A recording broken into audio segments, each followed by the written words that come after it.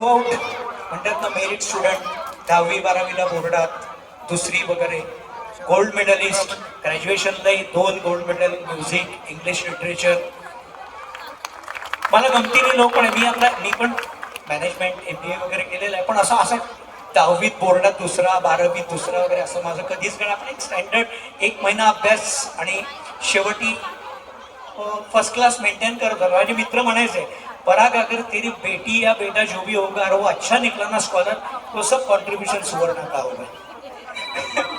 पण इथे आल्यानंतर पुण्यात आल्यानंतर पुणेकरांनी खूप प्रेम केलं.